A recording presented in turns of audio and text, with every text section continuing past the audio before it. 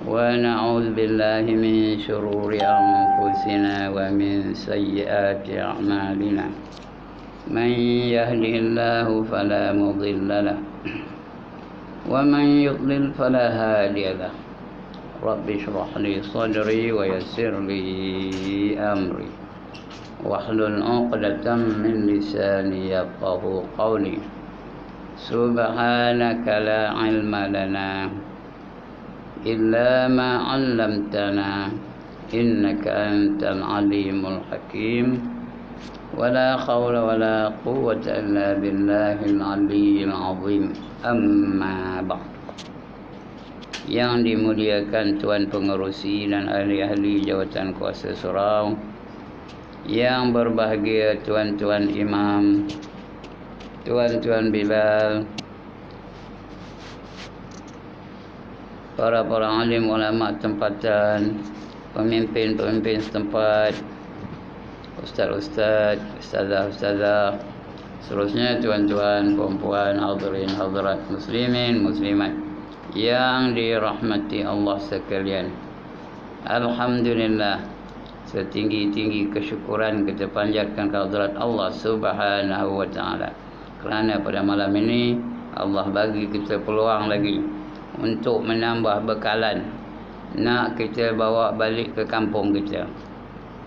Mudah-mudahan dengan bekalan yang cukup itu dapat kita melaksanakan, dapat kita keselamatan dalam kehidupan selepas kehidupan di dunia ini. Kerana kita bila kita balik kampung nanti, kita tidak akan balik-balik lagi ke dunia. Bekalan nak cukup. Bukan duit yang nak kita bawa, bukan mi goreng, bukan capati, bukan martabak, bukan nasi lemak. Yang nak kita bawa balik ialah sifat taqwa.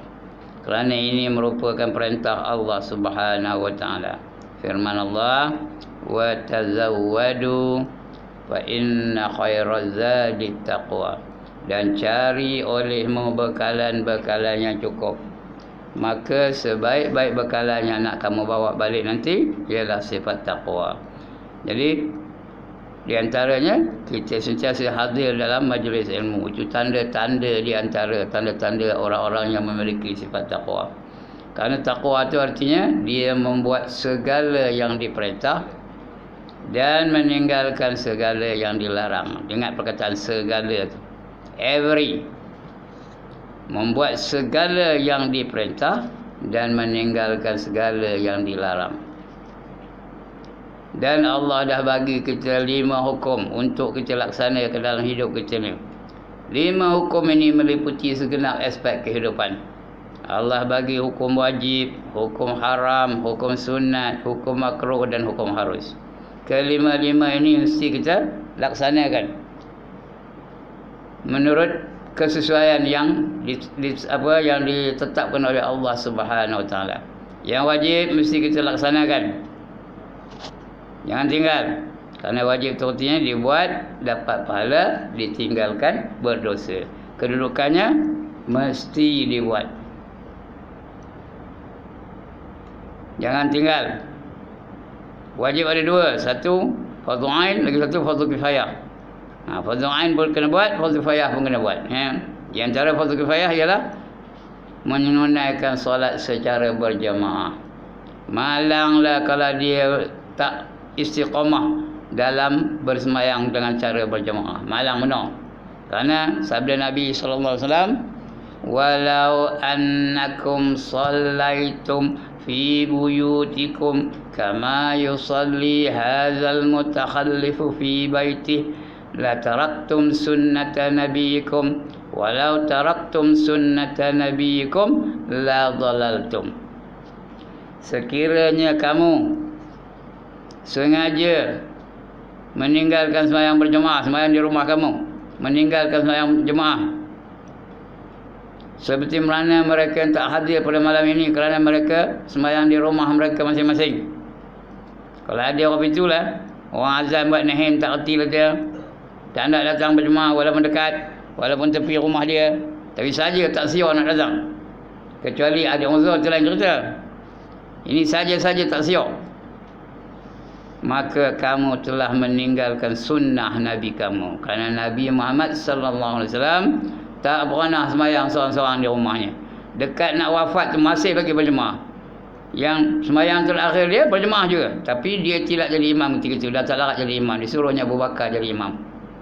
Tapi masih mengekalkan jemaah.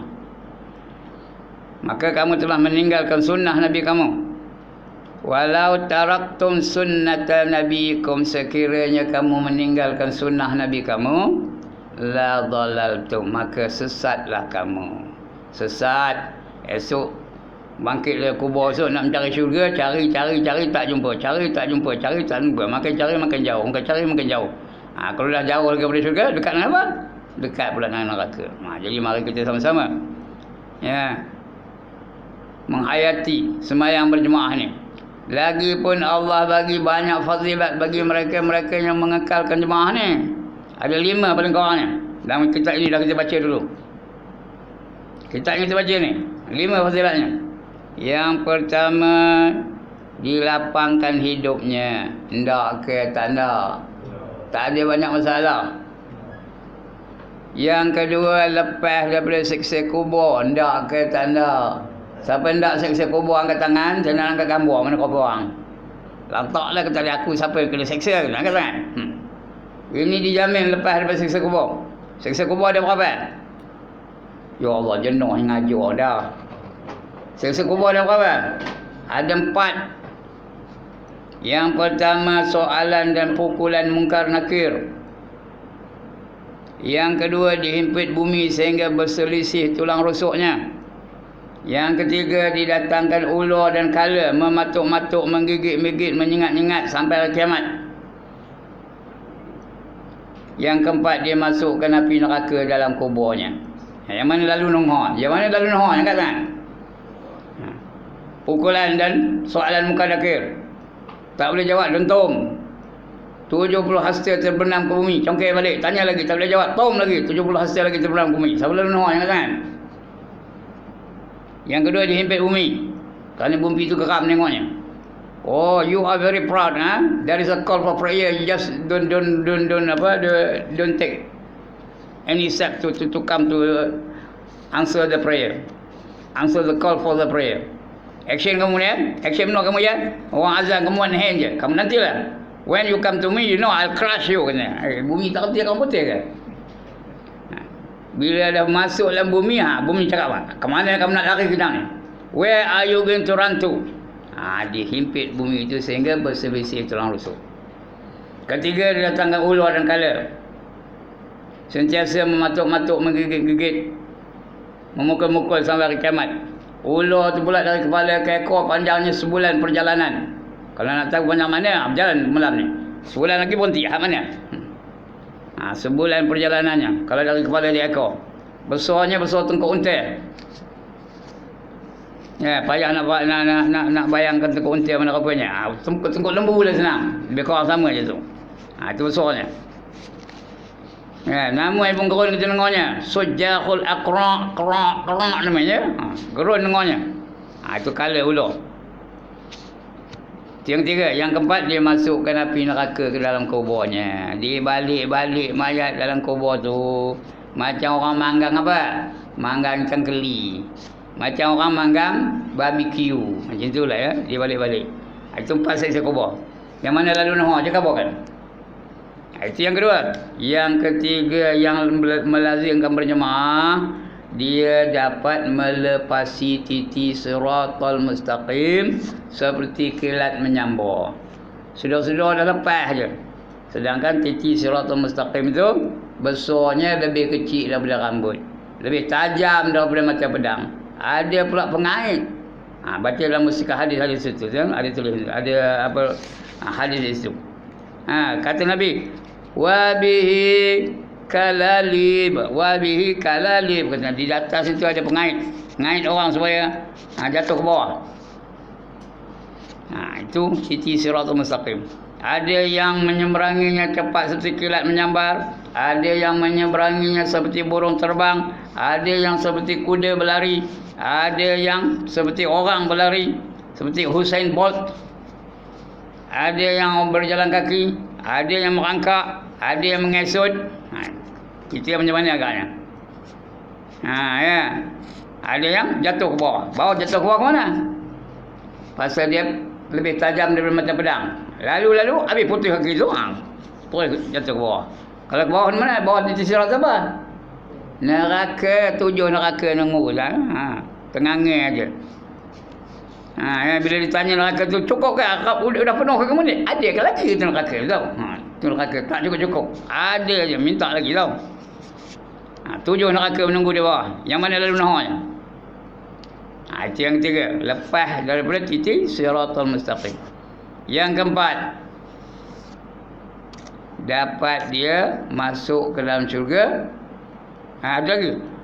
Sebelum itu, sebelum titik siratal mustaqim lagi, dapat suratan amalnya dengan tangan kanannya. Yang ketiga sebenarnya. Yang keempat baru meniti siratal mustaqim, cepat seperti kilat.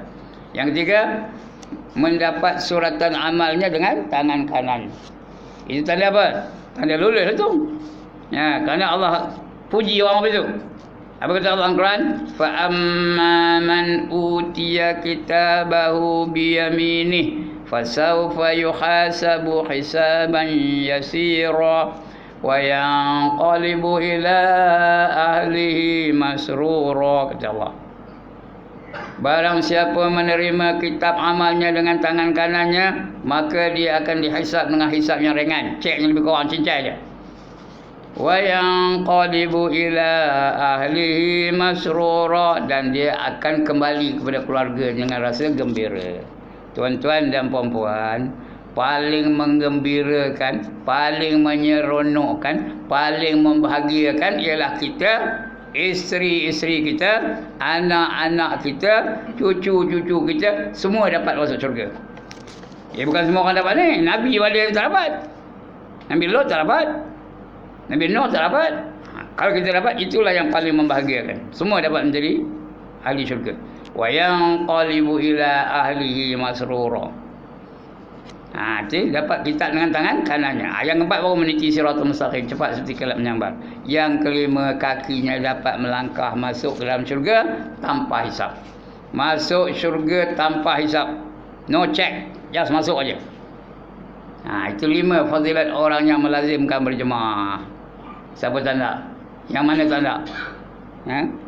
Tak ke tanda?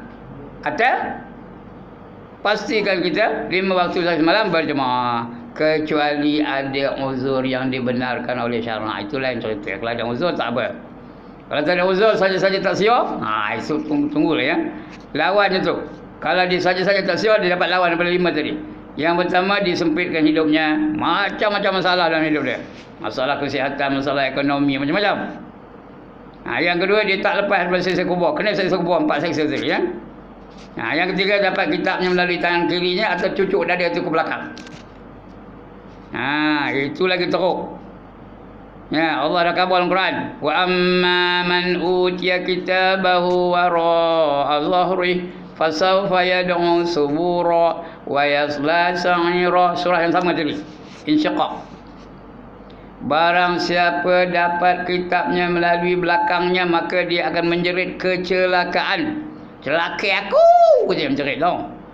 Wa yasla sa'ira, dan dimasukkan dalam neraka yang bernama Sa'ir.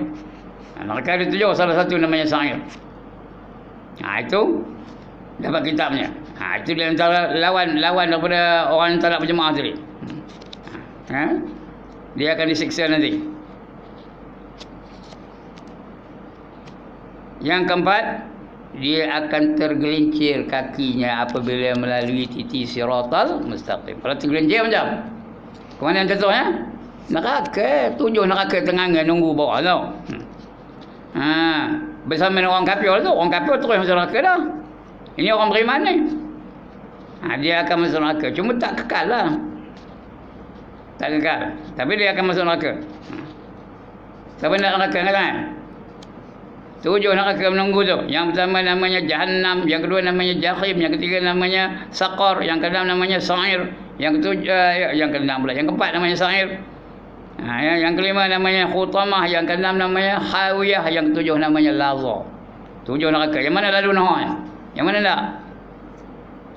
Itu dia akan jatuh daripada titik surat tu menuju ke neraka. Jatuhnya aja tuan-tuan dan puan-puan, jatuh aja 70 tahun. Lamanya jatuhnya. 70 tahun baru sampai.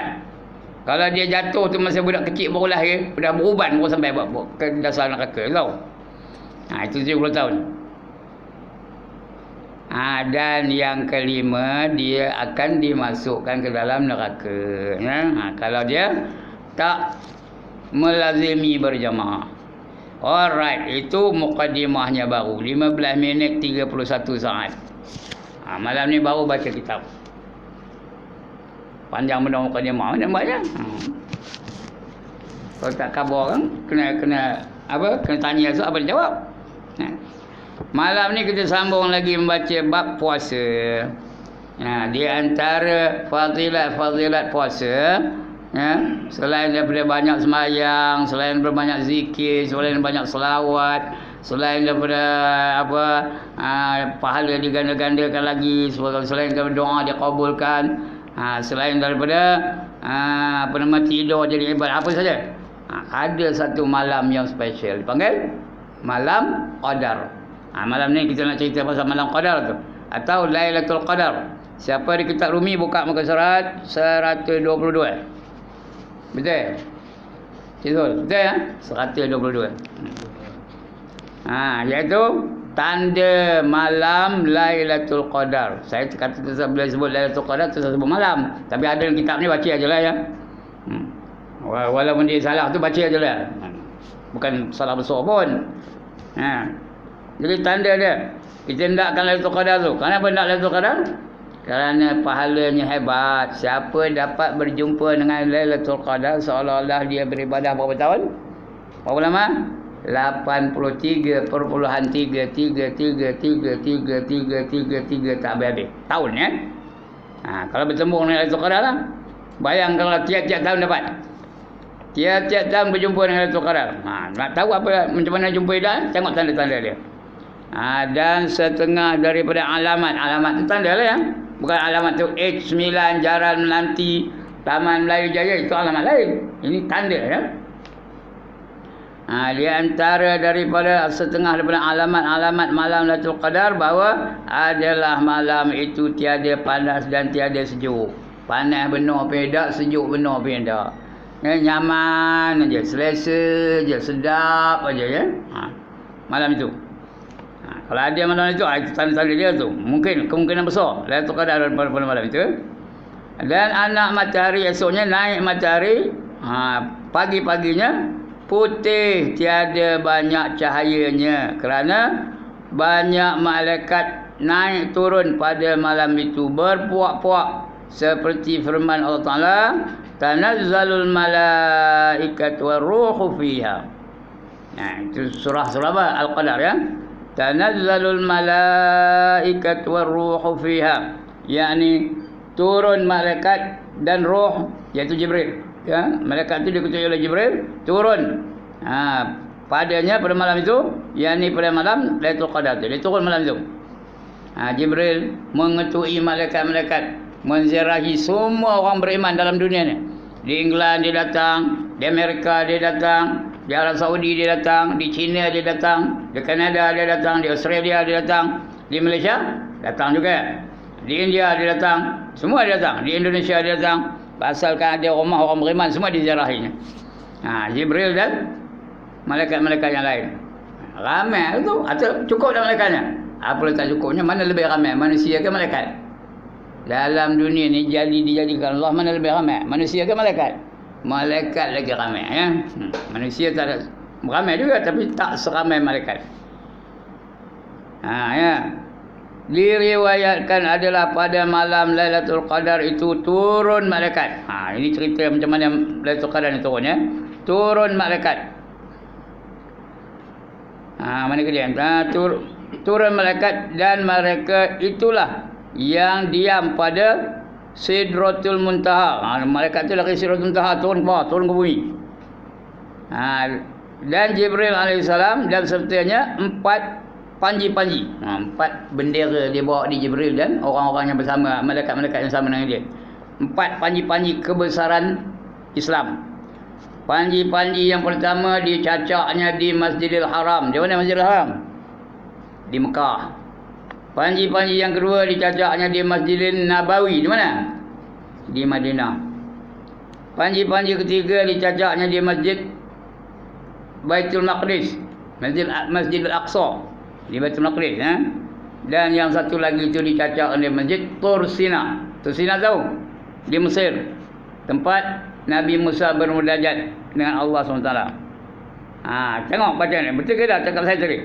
Maka didirikan satu panji-panji di atas kubur Nabi SAW di Madinah tu.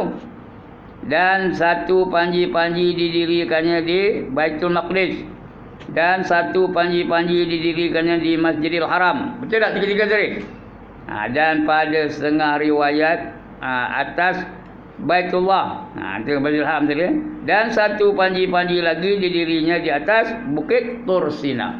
Bukit Tur Sina. Semenanjung Sinai ya. Situ. Itu 4 panji-panji. Kemudian bertebaranlah malaikat itu ke seluruh dunia ni. Dia pergi rumah tuan-tuan, pergi rumah perempuan, pergi rumah saya. Asalkan ada orang beriman semua ada datang malaikat ya. Dan tiada ditinggal ia akan satu rumah yang ada padanya mukmin. Ada orang beriman dalam rumah tu dia datang dalam sejarah ya. Yang ada padanya mukmin, lelaki atau perempuan, melainkan masuk ia akan dia dan memberi salam atasnya. Dia bagi salam, assalamualaikum ya Tuan Haji Ra'i, assalamualaikum ya Tuan Yunus, assalamualaikum. Dia bagi salam dia. Assalamualaikum wahai Tuan Haji Ayub. Kau marah tak sebut nama dia. Bagi salam tau. Bukan dengar pun. Tapi dapat fadilat seolah-olah diberi salam oleh para malaikat. Malaikat tu bagi salam dengan dia.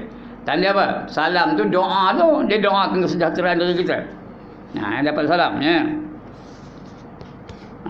Dan tiada tinggal akan dia satu rumah yang ada padanya mukmin, lelaki atau perempuan, melainkan masuk ia. Dia masuk bukan ke pintu. Mana ada lubang dia boleh masuk lah. Mana ada boleh cahaya masuk dia boleh masuk ya. Masuk ia. Dan dia memberi salam atasnya. Bukan nak dengar bunyi suara dia assalamualaikum. Pensan pun ya. Kalau kita lelaki pensan lebih orang perempuan lagi pensan ya. Tapi seolah-olah tu dia maknawi ni. Maknawi yang artinya sindiran. Bukan betul-betul ya. Tapi macam itulah. Berkata ia, hai mukmin, hai orang beriman, lelaki atau perempuan.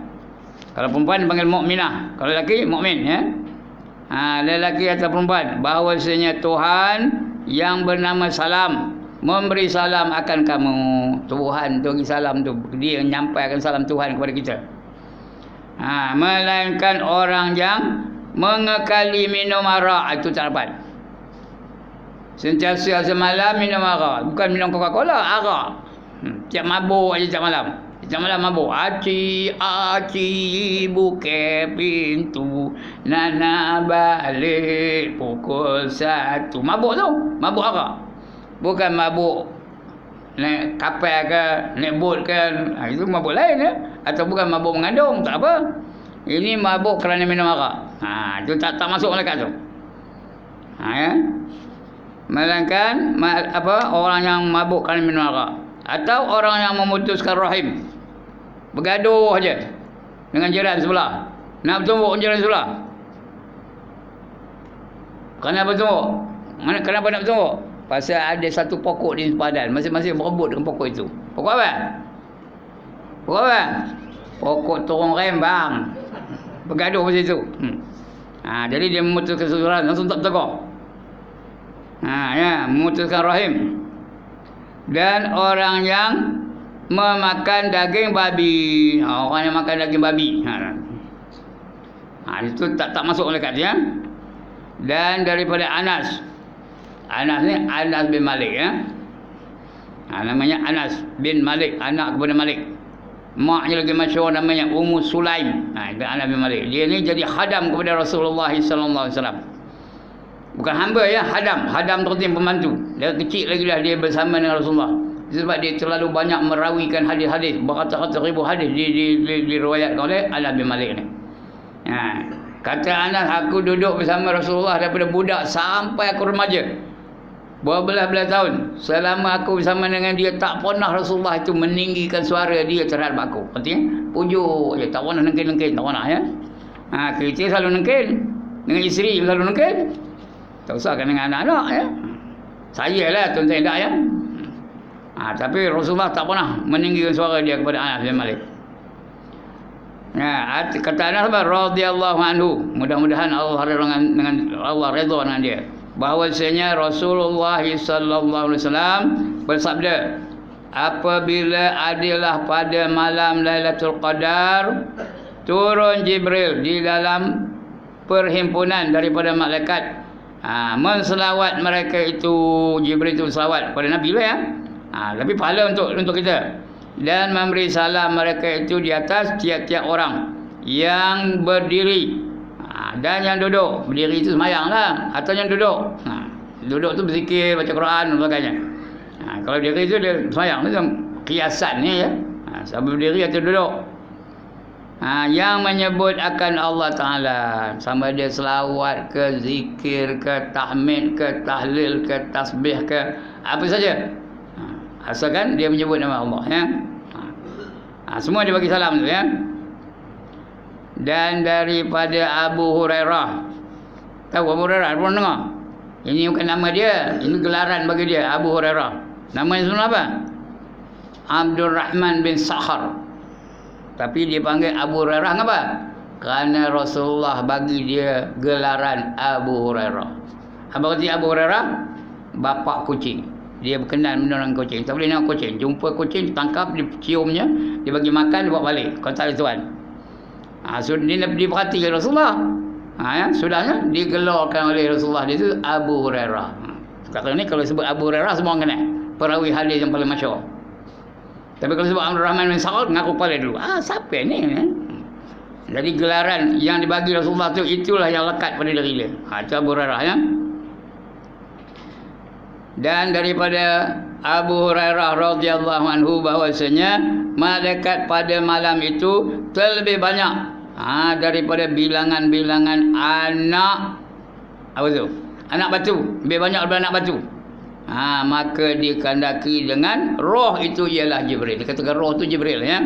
Dia digelar dengan roh, Ruhul Qudus. Dan kata setengah mereka itu dikehendaki dengan roh itu satu malaikat yang di bawah arasy. Ada bukan Jibril, satu malaikat. Jibril itu malaikat juga, tapi ada malaikat lain di bawah arasy. Kata itu apa nama? Perselisihan pendapat ulama-ulama. Mana yang betul? Entah. Tak kira lah. So kawan-kawan kita percaya dipanggil roh tu adalah malaikat, ya. Ini ada yang katakan bukan Jibril, katanya apa, malaikat di bawah arasy. Dan kakinya di bawah bumi. Kaki di bawah bumi, tapi dia duduk di bawah arasy. Yang ketujuh, di bawah bumi yang ketujuh, maknanya tinggi benar tu. Dan adalah baginya suatu kepala. Tiap-tiap satu kepala itu terlebih besar daripada dunia. Ada tiap-tiap satu kepala. Apa? 1000 kepala, bukan satu kepala, ya. Malaikat ada 1000 kepalanya. Satu kepala lebih besar dari bumi ni. Bumi ni, daripada Amerika sampai keliling-keliling bumi itu, besar daripada Australia, besar daripada Amerika, besar daripada Afrika, besar daripada Asia dan sebagainya. Lebih besar dari dunia ni. Satu kepala, 1000 kepala semuanya. Ya. Dan pada tiap-tiap satu kepala 1000 muka. Satu kepala ada 1000 muka. Bayangkan 1000 kepala ada 1000 muka. Berapa? 1,000,000 lah. 1000 kali 1000. Dan pada tiap-tiap muka itu 1000 mulut. Kali 1000 lagi. Dan pada tiap-tiap satu mulut itu 1000 lidah. Dah berapa juta tu? Saya pun tak dengar, ya? Lupa dengar di rumah tadi. Ada 1000 lidah. Dan mengucap tasbih ia akan Allah Ta'ala. Tiap-tiap lidah tu mengucap tasbih. Macam mana? Tasbih, tasbih, tasbih. Itu kan? Macam mana?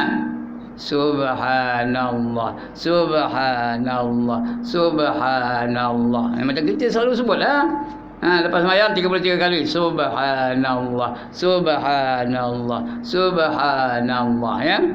Sebut betul-betul, jangan Subhanallah, Subhanallah, Subhanallah. Apa benda Subhanallah, Subhanallah ni? Sebut betul-betul. Subhanallah, Subhanallah, Subhanallah, ya.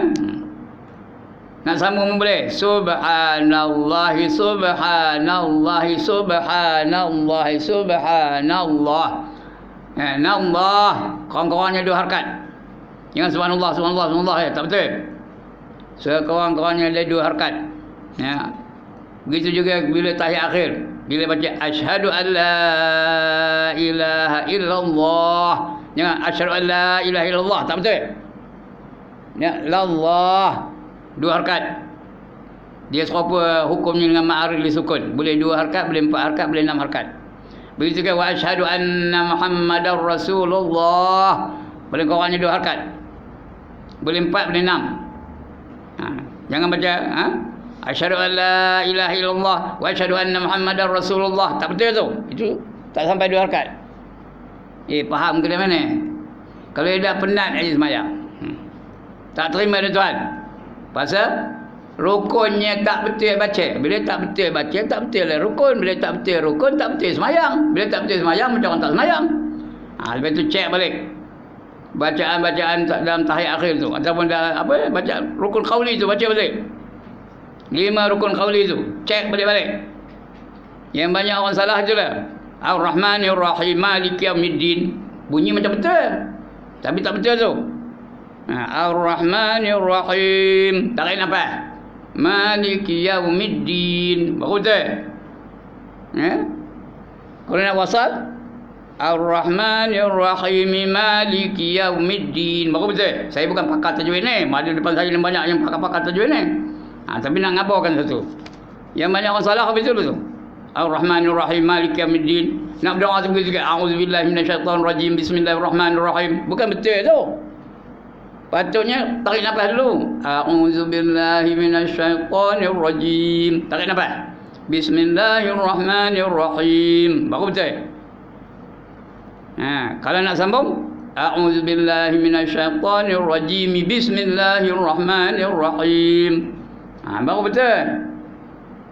Ini yang banyak dalam wirid lah ya. Ar-Rahmanir Rahim Maliki Yaumiddin dan sebagainya. Kena baca. Begitu ya, qul huwallahu ahad, tahlil. Qul huwallahu ahad, tarik nafas. Allahus samad, tarik nafas lagi. Lam yalid wa lam yulad, tarik nafas. Wa lam yakul lahu kufuwan ahad. Kau nak wasal boleh. Qul huwallahu ahadunillahus samad. Ini kalau tahlil tu bismillahirrahmanirrahim. Qul huwallahu ahad, Allahus samad.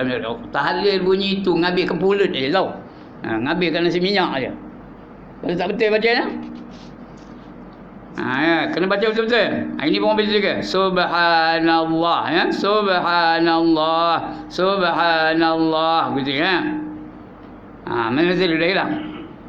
Apabila adalah pada malam Lailatul Qadar turun Jibril di dalam perhimpunan daripada malaikat, menselawat mereka itu dan memberi salam mereka itu atas tiap-tiap orang yang berdiri.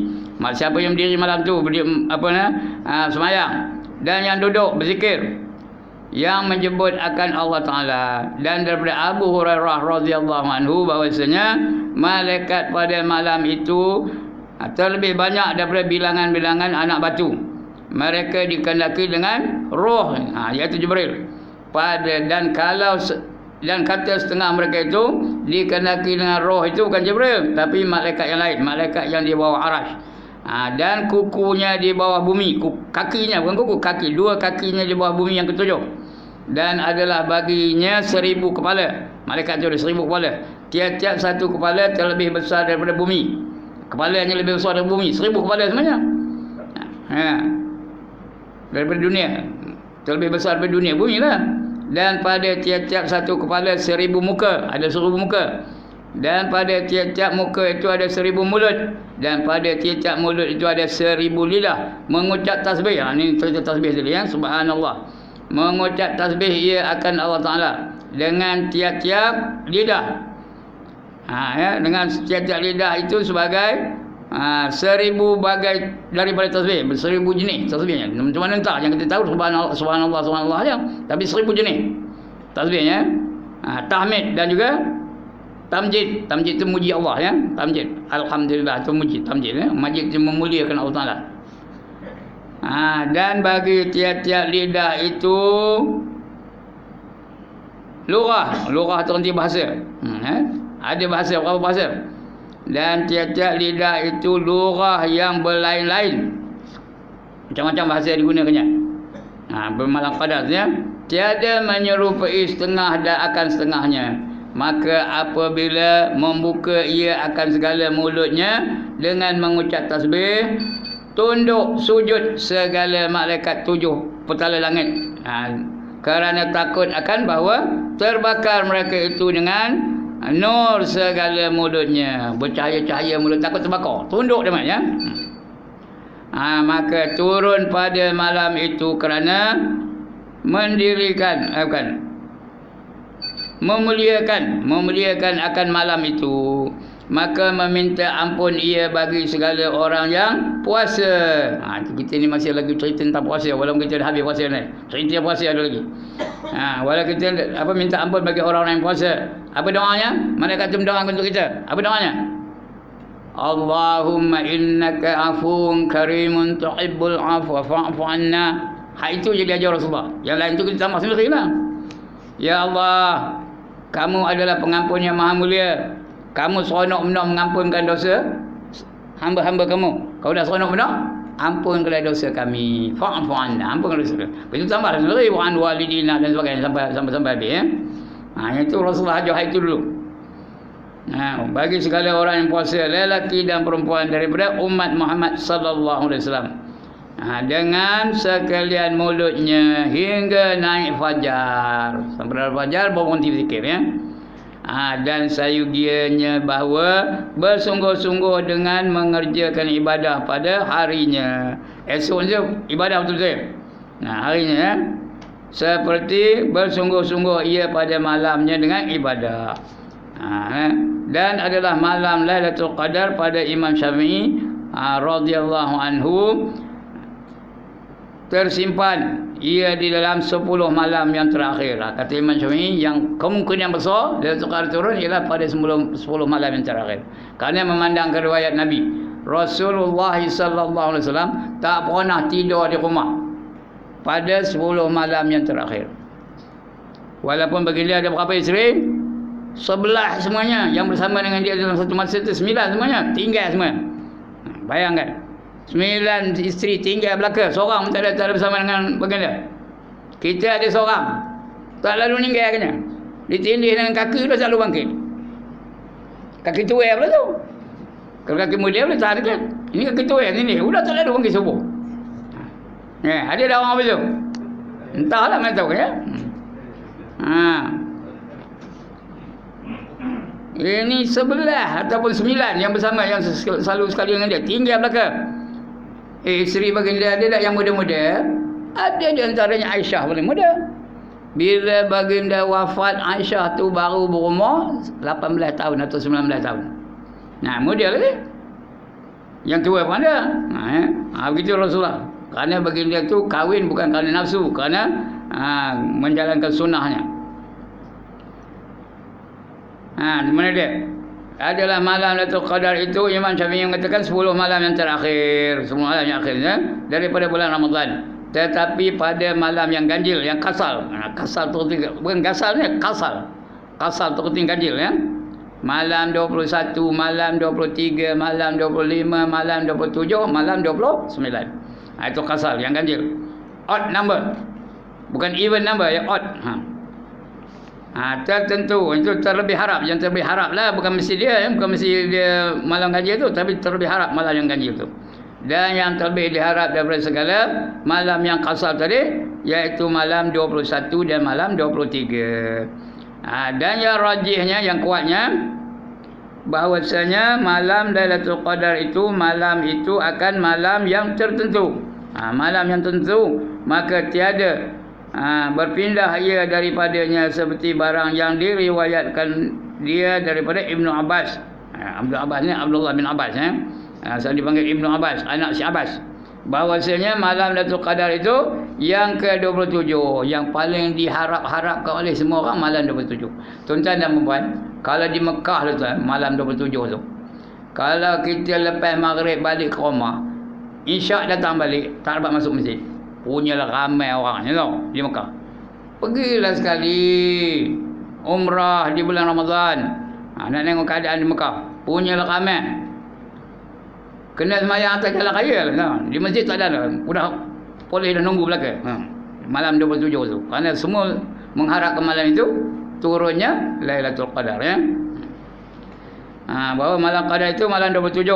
Diambil daripada firman Allah Taala, "Inna anzalnahu fi Lailatul Qadr." Artinya sesungguhnya kami iaitu Allah turunkan Al-Quran itu pada malam Lailatul Qadar, malam Qadar ya.